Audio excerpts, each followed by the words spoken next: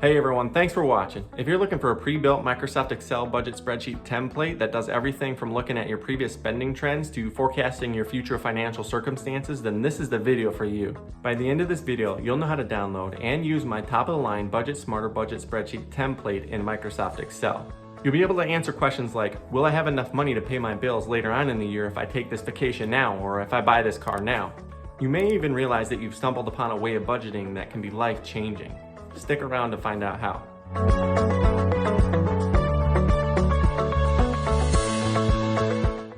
Before we actually dive in, it might be wise to answer the question, what exactly is the Budget Smarter Excel budget spreadsheet? It's simple, really. It's a budget that gives you a view into your spending habits and forecasts how much money you'll have in the future all at the same time. Just provide a list of your income and expenses and watch the Smarter budget go to work. First, you'll be provided with a running balance that looks into the future.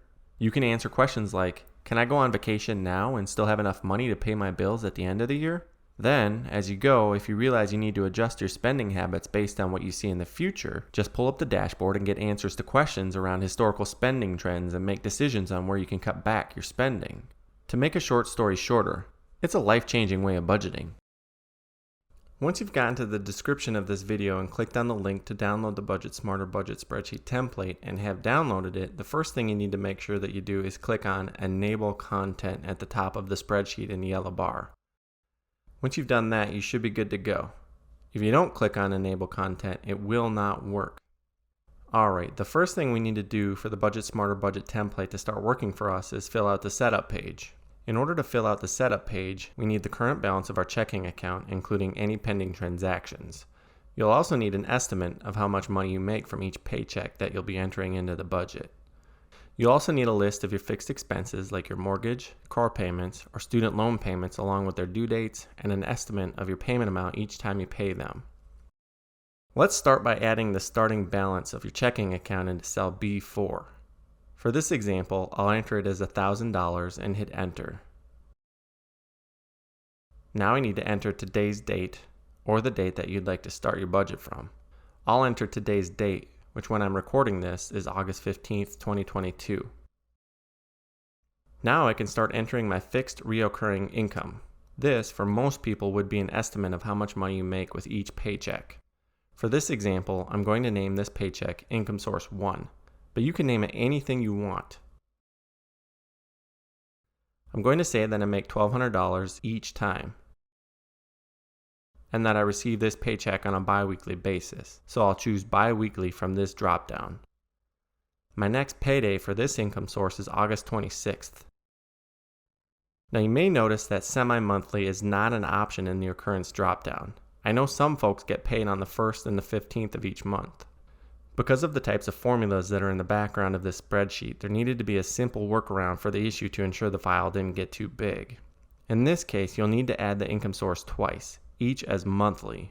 For the first time that you add it, you would put the 1st as the first payday. For the second time that you add it, you would add the 15th as the start date. Okay, so let's talk end date. The end date does need to be entered. It's there in case you're only planning on this income source for a specific period. If you aren't aware of any end date, I'd suggest putting the 31st of December of either of the next 2 years as the end date. Regardless of how long you plan on receiving the income source, you shouldn't go any further out than 3 years from the start date. For this one, I'm just going to put 12/31/2024.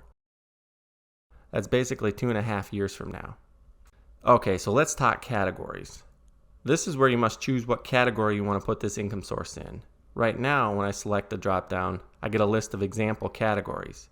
This is where you get to be creative. Starting in cell B12 is where you can choose what you name your categories. Since this paycheck falls under normal income, that's what I'm going to title this category. I'm going to do that in cell B12. Now, when I go back to the drop-down list, I should notice that the category name that you've just created is at the top of the drop-down list. You may have to scroll up in some cases. I'm going to do the same exact thing for my second source of income. I'm going to title this one as Income Source 2. We'll say that this is my wife's paycheck. She makes $1,000 on a bi-weekly basis. Her first payday is also 8/26. I'm going to select the same end date. And I'm also going to add this under the normal income category. This is where I want to take a second to give a quick suggestion. Many of you do not make the same exact amount each pay period. That might be dependent on how many hours you work or if you work any overtime. For the sake of this budget, I would suggest budgeting on the lower end of what you make versus what you make on the higher end. That way it gives you a little bit of cushion down the road. Once we have all of our income entered, this is where we can put the budget to work for us. If you flip over to the Fixed Transaction tab, you'll notice that it is currently blank. We need Excel to add all of our fixed income sources from the start date to the end date in these columns. Let me show you how that works. I'll flip back to the Setup tab. From there, I'll click the Add Income button and watch the budget go to work. It may take a few seconds here, but once it stops flashing, you should be able to flip back over to the Fixed Expenses tab and see all your income has been added in order from oldest to newest with the correct dollar amounts and categories. We'll come back to this later. First, I want to show you something cool. If you go over to the Budget Smarter tab, you'll notice that your starting balance and the starting date is listed there. Click the button that says Update Budget Smarter tab and give it a few seconds to work.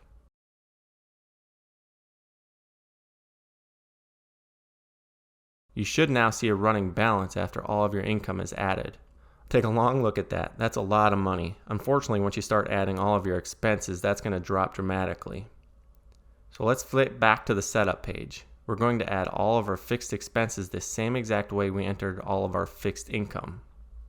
I'll add the first couple of expenses, which should give you a good understanding of the process. The first expense that I'll add is my mortgage. So on the first row under Fixed Expenses, I'll title it Mortgage. Again, you can title it whatever you want here. For this example, we'll say that my mortgage is $1,200. I pay that monthly, and I pay that on the first of every month. So the first due date would be September 1st. I'm going to do the same thing that I did with my fixed income for the end date. I'm just going to put 12/31 of 2024. I'm actually going to give my mortgage payment its own category. So before I select the category I want it to fall under in the drop-down, I have to name my customizable category Mortgage. Once I do that, it will show up in the drop-down if I scroll all the way up. Alright, so I'll add one more expense here so you get the idea, and then I'll kind of speed through it. The next one I'll add is Amazon Free Time. For those of you that don't know what that is, it gives me the ability to manage what my kids are playing on and viewing on their tablets. It's a monthly subscription, so I'll title it Amazon Free Time. This one comes in at $8 a month, so I'll type $8 under Amount and select Monthly again from the Occurrences dropdown. The due date is August 18th. I'm going to choose the same end date for this one as the others, so I'll put 12/31 of 2024. Now I need to categorize this expense. I think I'll label this one under Entertainment. I don't have an Entertainment category yet in the dropdown, so I'll need to create one. Okay, I think you get the idea here. So I'm just going to speed through me entering the rest of my expenses so that we can move on to the next part of the video. Okay, so now I have a whole list of fixed expenses here with their due dates, the amounts, and how often they happen. Now, similar to what I was saying about the income that you add, I would suggest making any estimates on the higher end to give yourself some cushion. For example, if you generally spend anywhere from $150 to $200 on your utility bill every month, I would budget $200 instead of $150. One other suggestion that I might make would be to add a weekly grocery budget or a weekly gas budget to your fixed expenses. For instance, if you typically spend $150 a week on groceries, I'd budget that as a weekly fixed expense. The same could be said for gas, or anything else that might not necessarily be a fixed expense, but it could be something that you have to purchase or pay for regularly. It'll just help you budget later. You might also want to add a holiday budget here as well. If it's the middle of August but you want to plan $500 for a holiday budget later in the year, you might want to add that to here too. You would make that an annual expense and put a start date of later in the year. This is also where you may want to plan a bi-weekly or monthly transfer to your savings account. Right now, I've got a $300 transfer going to savings each time I get paid. Okay, let's move on. When I flip over to the Fixed Transactions tab or the Budget Smarter tab, those items will not show up. It only shows the income. That's because I have to flip back to the setup page and click on Add Expenses and watch Excel go to work. It typically will take a few seconds. Once Excel is done doing its thing, you should be able to jump back over to the Fixed Transactions tab and see all the expenses in order with the correct occurrences until the end date that you set for each transaction.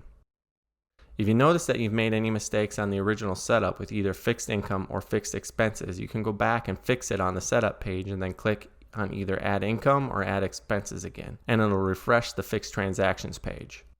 However, once you've completed the setup page initially, I wouldn't recommend making any changes to the setup page once you've been using your budget for a little while. Those adjustments should be made to the actual Fixed Transactions page, which we'll go over in a bit. Alright, now that we have both the fixed income sources set up and the fixed expenses set up, we are ready to add those to the Budget Smarter page.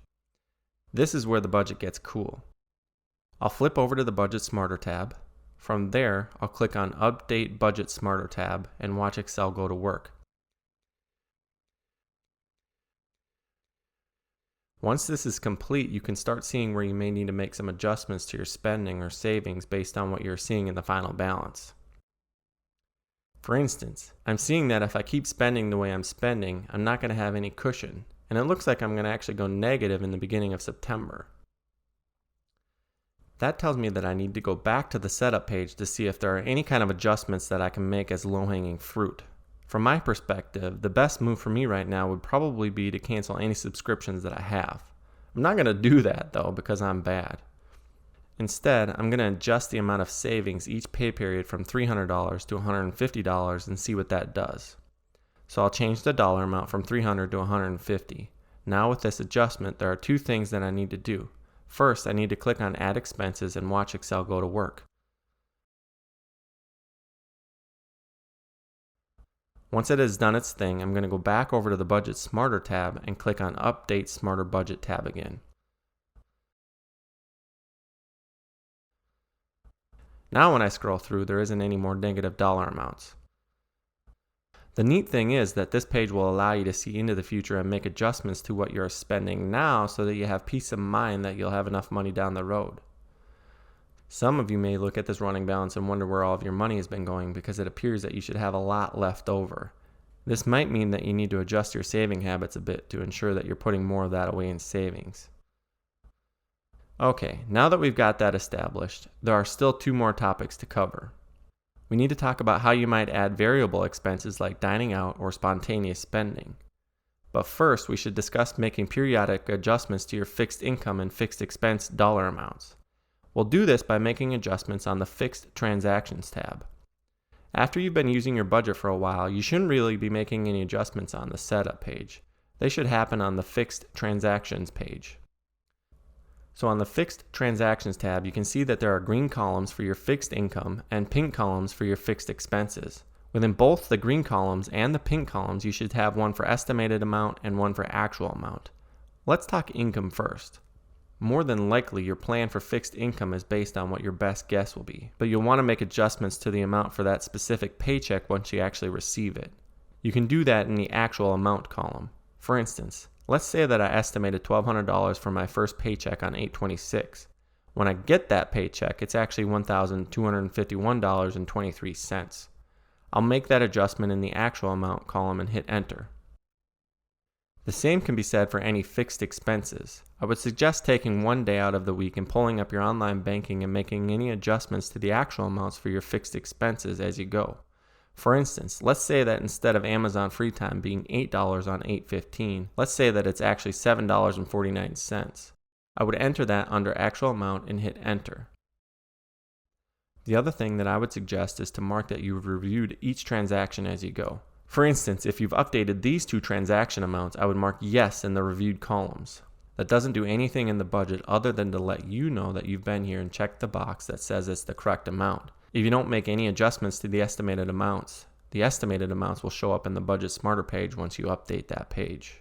If you do adjust the actual amount will show up in the Budget Smarter page once you update that page. As you are reviewing your online banking on your designated day of the week, this is a really good time to add any variable expenses or income that you notice there as well. We'll do that by flipping over to the variable transactions page. Let's run through two quick examples here. Let's pretend that I just got a birthday check from my mom for $100. This would be a good spot to add that transaction. So I'll add the date as the date of deposit, which was today. I'll describe it as a birthday check. Now I'm going to pick a category. I don't think I want to use normal income as the category for this one. So I'm actually going to go back to the setup page and add extra income as a new category. As soon as I do that, I should be able to flip back over to the variable transaction page and immediately choose that as an option from the category list. Since this is income, I'll put the $100 in the income column. Alright, as I'm reviewing my online banking, I also realized I spent $23 at McDonald's 3 days ago. So I'll add the date of the transaction and then I'll add McDonald's as the description. Let's see if I have a category I like for this one.